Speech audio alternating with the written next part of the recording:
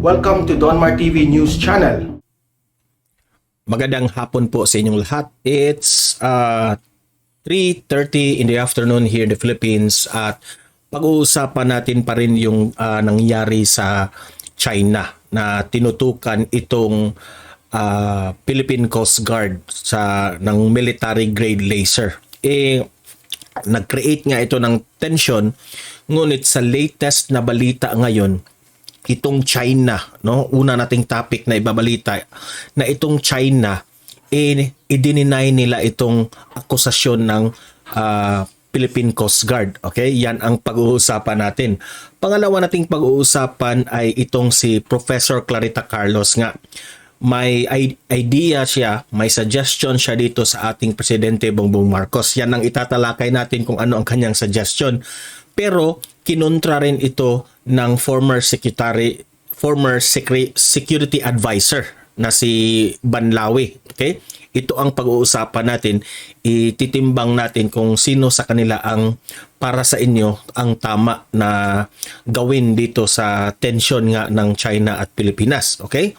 Pangatlo nating pag-usapan ay pakinggan natin itong mga suggestion ng isang masasabi kong political scientist rin itong si Contreras, no? At may opinion rin siya, no?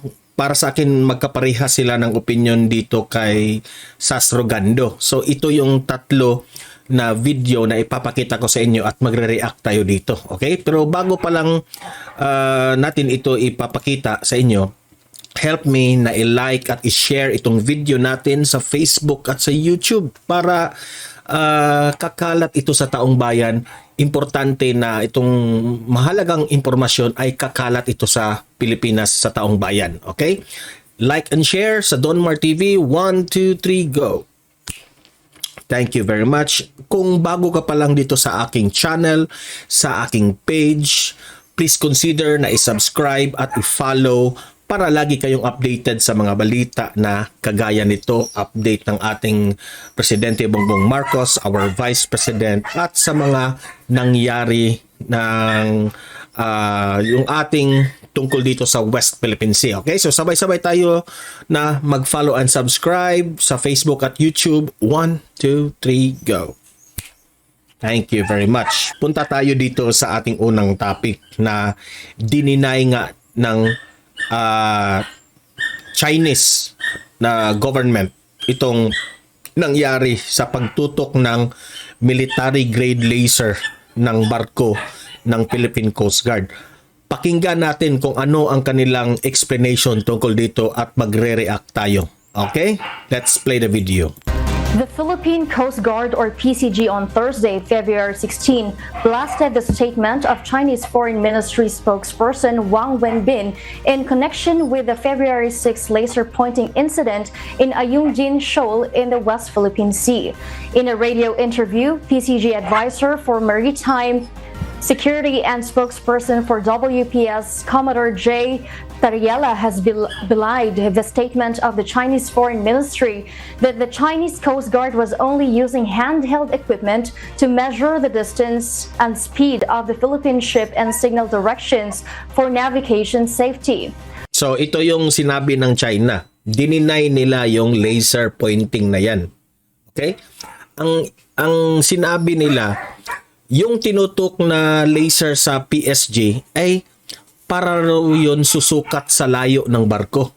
At pwede rin nung gaano kabilis ang Presidential Coast Guard na barko, sinusukat rin nila. Okay? Yun ang sabi nila for navigation purposes. Yan ang mga sabi nila. So para sa akin, no, pag karinig ko dito sa kanilang statement, parang sabi ko palusot na lang ito.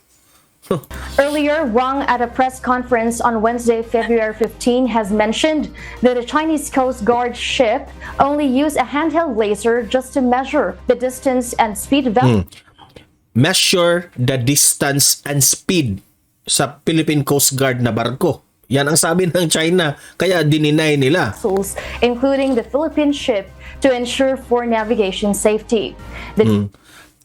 ang yung ginagawa nilang ganyan for navigation safety raw. Okay? Para sa akin naman, hindi naman BO ang taong bayan, ang ating Philippine Coast Guard, ang ating Armed Forces of the Philippines tungkol dyan sa laser na yan. Kasi ni-research yan, sabi ng mga political expert, this is considered weapon already. Okay? Ngayon, dininay nila ito na nagsukat lang sila ng measure at saka speed for navigation purposes. Para sa akin, palusot itong China na ito. Okay? Yan, opinion ko yan. Palusot. Parang palusot lang talaga yung sinasabi nila. Chinese Foreign Ministry spokesperson also denied that a Chinese Coast Guard vessel directed lasers at the Philippine crew. He also added that the handheld equipment used by Chinese crew does not intended to inflict damage on anything or anyone on the Philippine ship. Sabi nyo lang yan. Kasi may naka-video na sa inyo eh. However, Tariela has insisted that the equipment used by the said Chinese crew was a military-grade laser, explaining This is already discussed sa UN na bawal itong mga ganitong military-grade laser. that it should be available in any market if it was just a regular laser. Ayan. So, kayo, mag-comment, mag-react kayo anong masasabi nyo dito sa statement ng China. Nag-deny sila na wala silang intensyon para anuman ang kanilang sisirain sa barko ng Philippine Coast Guard. Okay? So, kayo nang humusga dyan. Anong masasabi nyo? No? Maniniwala ba kayo sa China? Sa kanilang ginagawa? Na nagsusukat lang sila ng ang layo ng barko at yung speed ng Philippine Coast Guard for navigation safety raw. Na ang sabi ng ibang eksperto, pwede naman kayo makapagsukat ng speed at layo through your compass o through your radar. Di ba? So, comment, react, babasahin ko yung mga reaction nyo dyan, okay? So, let's move to the next topic natin. This is the same. Connected ito sa China and Philippines na tension ngayon, okay? Itong si Clarita Carlos, no? Former NSA, National Security Agency ni Presidente Bongbong Marcos, may suggestion ito. Pero itong si Banlawi ay kumontra, no? Itong security advisor. So let's play the video at magre-react tayo sa kanila. Former Deputy National Security Advisor Designate Romel Banlawi has disagreed with the idea of former NSA Clarita Carlos that the Philippines should start lowering the diplomatic relations of the Philippines. Si former NSA Clarita ang may sabi niyan na ang suggestion niya kay PBBM is i-lower ang relation ng Pilipinas at itong China. Okay? To China. This is following China's harassment of Philippine Coast Guard vessels Sinabi pa nga niyang harassment itong ginagawa ng China eh. using a military-grade laser. I consider that kind of proposal unnecessary. Sabi nitong si Banlawi, yung reaction daw ni Professor Clarita Carlos, overreaction lang. Nag-overreact lang itong si Professor Clarita. Eh, hindi naman sir eh. Para sa akin, no? Tama nga naman itong si Professor Clarita Carlos eh.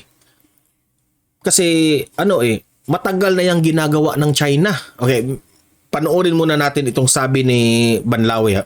And an overreaction. Lowering our diplomatic relations with China and also interpreting the incident as a form of military action.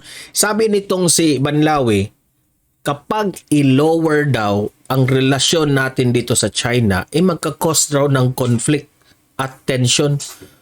Yan ang sabi ni Banlawi ha. Sir,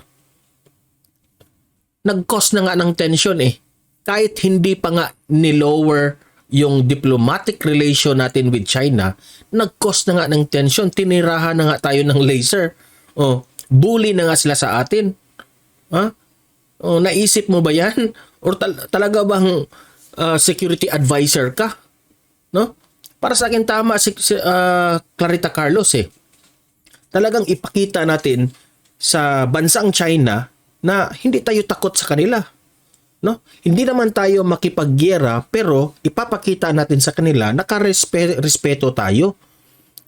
Itong mga suggestion mo, sir, parang ano ito lalo tayong ibubuli nito sa China. John will be inimical to a peaceful resolution of conflict.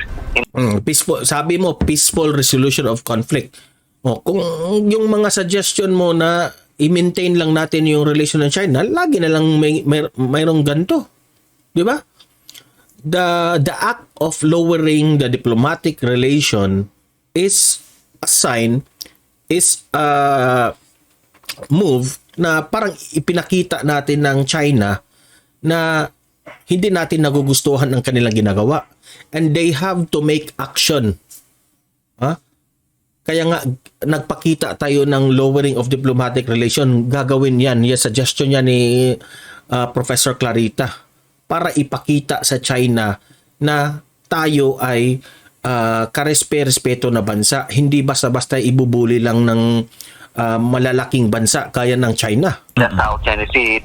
According to Banlawi, the Philippine government should continue the peaceful resolution of Sabi yan ni Banlawi continue the peaceful, okay man yung suggestion mo, sir.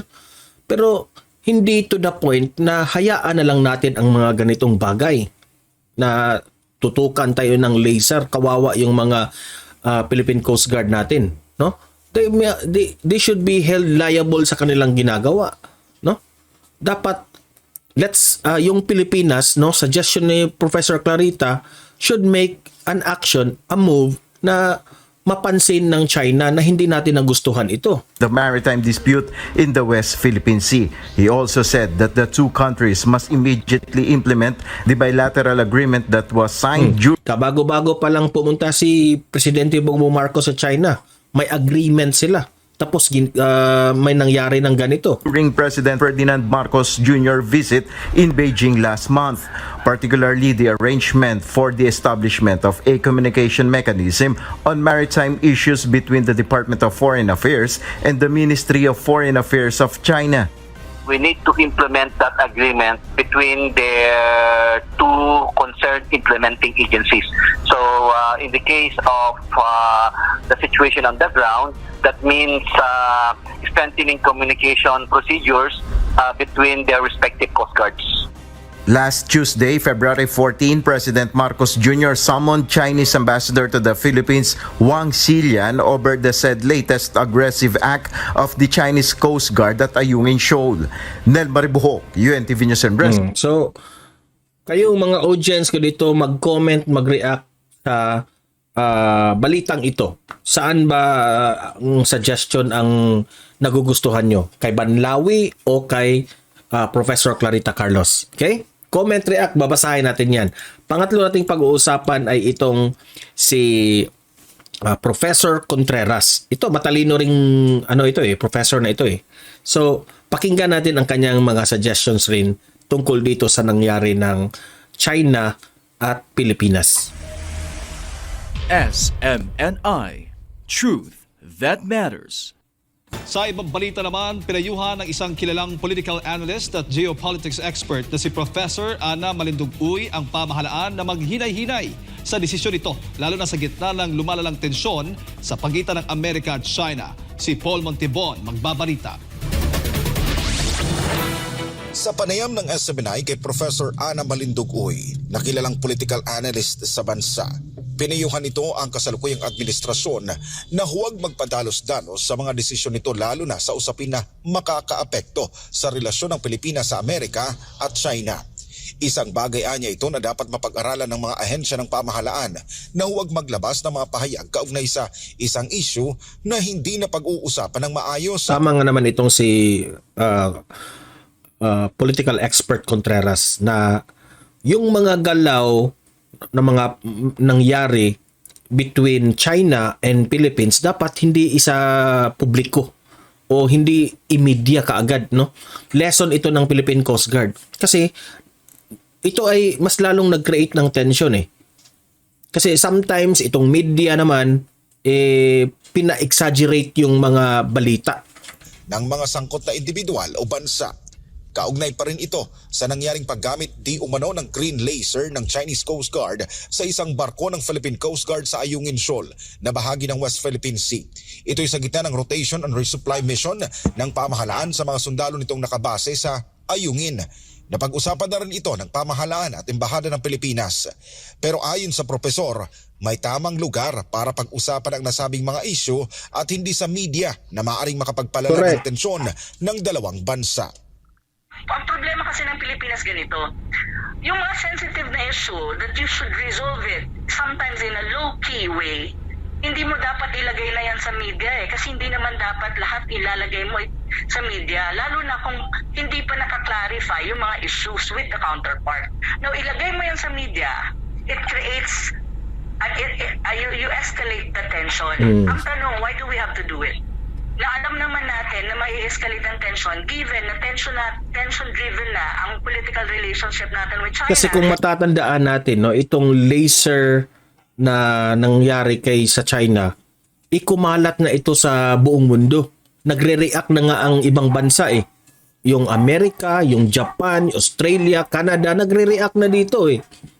Ani Malindugoy, kung magpapatuloy na magiging agresibo ang Pilipinas sa China, habang malambot naman ito sa Amerika, isang malaking pagkakamali ito na gagawin ng bansa.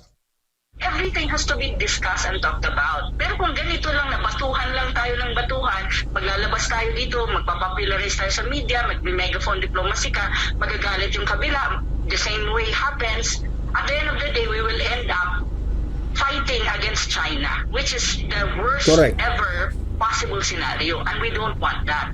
At of course, at the end of the day, we want to preserve that diplomatic relation na maganda and friendly relation with them. So how would you do that? Hindi mo naman siguro pwede makipag-gitgitan ka just because you want to say that I'm wrong and you're wrong and we are right and they're wrong, and they will also claim they are right and we are also wrong. So paano mo mabibridge ang understanding by doing these things?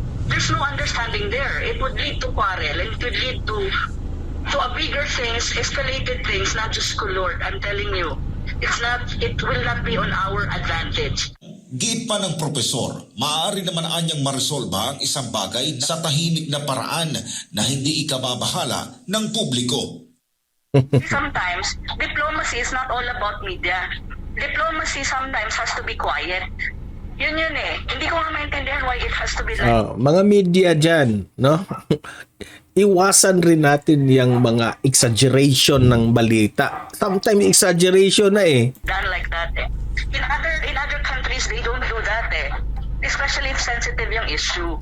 Sa katunayan, Which is very sensitive nga yung nangyari. aminado rin ang geopolitics analyst na hindi naging maganda ang ginawang kondisyon ng Armed Forces of the Philippines sa China nang sabihin na kailangan itong patunayan sa gawa. Pero, if you will try to recall, sa panahon ni former President Duterte, laging itong nag-create ng tension sa media itong China. Okay?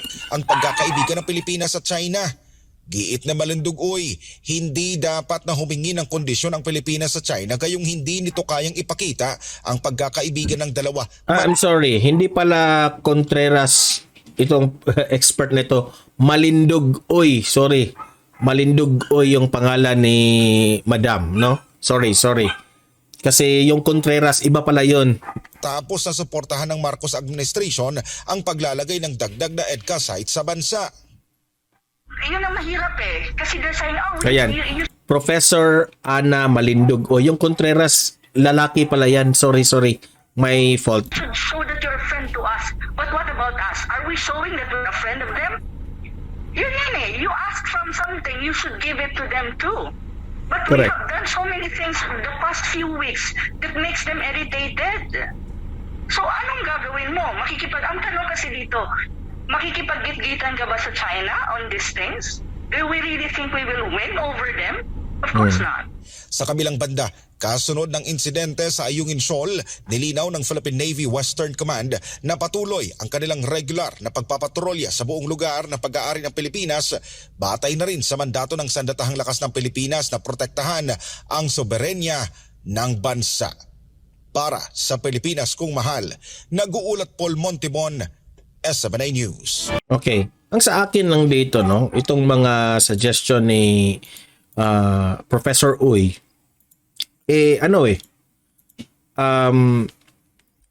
may point rin siya na dapat hindi kaagad isa publiko yung mga pangyayari sa karagatan ng mga sensitive na bagay na yan. Tama nga naman. Ngunit, yung kay Professor Clarita Carlos naman, meron ring point na dapat ipakita natin sa China na hindi tayo basta mabuli sa kanila. Dahil kapag hinayaan mo yan, no, ito opinion ko lang ito, idea ko ito. Kapag hinayaan mo yan, mas lalong ibubuli ka niyan, no? So, uminom kasi ako ng kape, guys, sorry. Let's give them the idea na may boundary ang mga pinagagawa nyo, no? Kasi if you will yung pupunta ka sa limitasyon na hindi magugustuhan ng Pilipinas, ibang usapan na yan no? Alam ko naman na itong China na ito ay takot rin naman ito sa United States kapag girahin sila ng United States no? Marami pa namang bansa ang kakampi dito sa United States. Isa na dyan, yung Japan, yung Australia, marami. Di ba? So ayaw nating mangyari yan na merong digmaan na mangyari. Na dito pa naman sa Pilipinas yan mangyari. No? So, for now, ang gagawin dito, no, suggestion ni Professor Clarita Carlos, i-lower ang no? Which is true naman. Ipapakita lang natin sa bansang China na meron tayong limitasyon sa mga ginagawa natin, no? Ang kay Professor Uy, kapag the next time na may mangyaring mga ganitong bagay, hindi natin kaagad isa publiko. Hindi natin i-media kaagad, no? This will serve as a lesson sa Presidential Coast Guard. Ang una niyong konsultahin ay yung mga matataas na tao dyan. Una, pwede niyong ipag-alam sa ating Pangulong Bongbong Marcos na ito yung nangyari. Hindi kayo kaagad punta ng media. Kasi yung media, ito yung paborito ng media Makisawsaw sila, i-exage yung pangyayari at mag-create ng tension. It will also go to the media of different bansa, no? Sa China, sa Amerika, so and it will create tension, no? So tama rin itong si Malindog Uy. So kayong mga audience ko dito, anong masasabi nyo sa mga galawan, mga update na galawan tungkol dito? Mag-comment, mag-react kayo at babasahin natin yan, no? Tama lang ba ang ginagawa ng China? Nag-deny na sila tungkol dito? Sila ba ay nagsisinungaling? Comment, react kayo at babasahin natin yan lahat. Okay? So guys, hanggang dito na itong video na ito. Pag-usapan natin ito ng merong updates. At God bless sa inyong lahat. See you in my next video.